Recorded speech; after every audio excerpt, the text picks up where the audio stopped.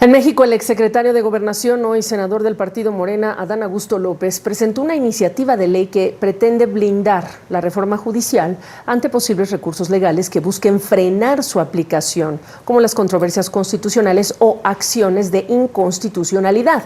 Uno de los puntos más controversiales será revisado y eliminado de la propuesta, según el propio ponente, y esta tiene que ver con el principio de convencionalidad, que obliga al gobierno mexicano a revisar que sus normas sean acordes pues, con acuerdos internacionales como la Convención de los Derechos Humanos. Una propuesta contra la que se manifestaron organizaciones como Amnistía Internacional, y por ello es que invitamos a este espacio a Edith Olivares Ferretto. Ella es directora ejecutiva de esta organización, Amnistía Internacional, sección mexicana. Gracias por estar con nosotros. Y a ver, la noticia de que va a ser retirada, ¿cómo la recibes? Cuando también hemos visto cómo se reponen después estas propuestas desde el oficialismo y sus aliados. ¿Qué tanta confianza te da en este momento que se va a respetar ese principio de convencionalidad? Bienvenida. Muy buenas noches, Gabriela. Buenas noches también a toda tu audiencia. Bueno, yo quisiera primero iniciar señalando que esperamos que sí se retire esta particularmente de la reforma, pero la reforma tiene otros asuntos también problemáticos. Para iniciar con el tema de la convencionalidad, creo que del control convencional, creo que hay que iniciar recordando que en México durante varios años hubo toda una polémica sobre si las convenciones y tratados internacionales de los que México es parte estaban por encima, al lado o por debajo de la Constitución política de los Estados Unidos mexicanos. Y yo lo primero que quiero recordar a toda tu audiencia es que México se hace parte de estas convenciones de manera voluntaria, es decir, el Estado mexicano lo decide normalmente la Secretaría de Relaciones Exteriores y después pasa por un proceso de aprobación en el Senado de la República. Es decir, México se hace parte de las convenciones por voluntad propia y cuando se hace parte señala también pues su voluntad de cumplir con lo que esas convenciones y tratados internacionales establecen.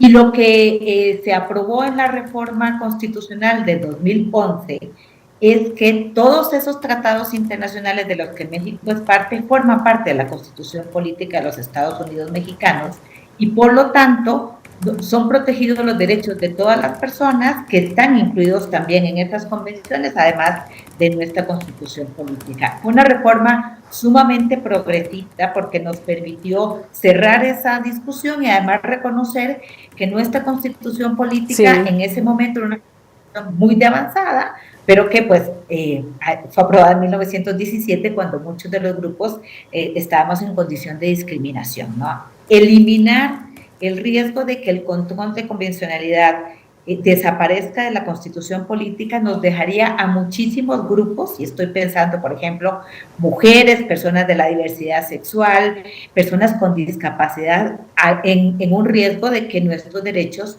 no sean respetados en México. Esperamos, Gabriela, que el Senado de la República efectivamente garantice que esto no se apruebe y que sea retirado de esta iniciativa, por supuesto. Esperamos que pues cumpla con su palabra el Pero senador.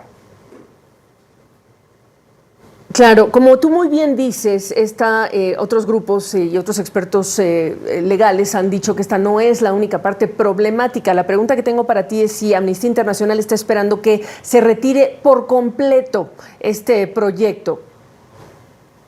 Totalmente, esperamos que se retire por completo y si no se retira por completo, que los senadores y las senadoras voten en contra de esta iniciativa. Y voy a darte un poco de elementos, Gabriela, un poco para también ubicar a tu audiencia, digamos, darles un poco más de elementos de lo que se podría estar discutiendo en estos días en el Senado de la República.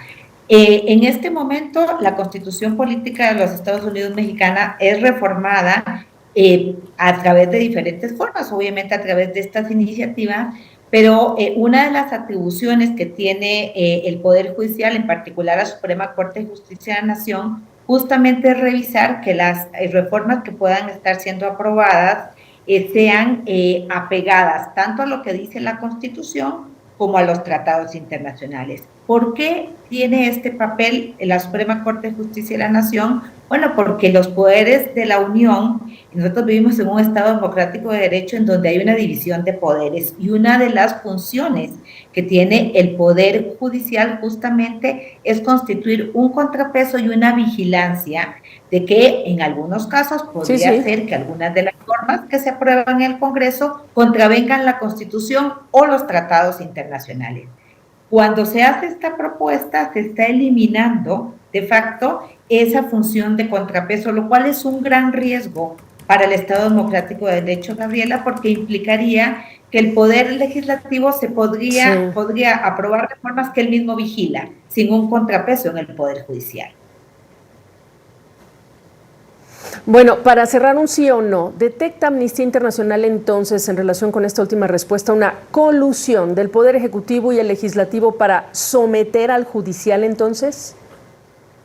Nosotros lo que vemos es un riesgo en que se estaría perdiendo el contrapeso que juega el Poder Judicial, que es un contrapeso fundamental para mantener el Estado Democrático de Derecho. Cualquier cambio que debilite esos contrapesos es un riesgo para la vigencia y respeto de los derechos humanos. Edith Olivares Ferretto, gracias por la oportunidad. Ella es directora ejecutiva de Amnistía Internacional, sección mexicana. Gracias.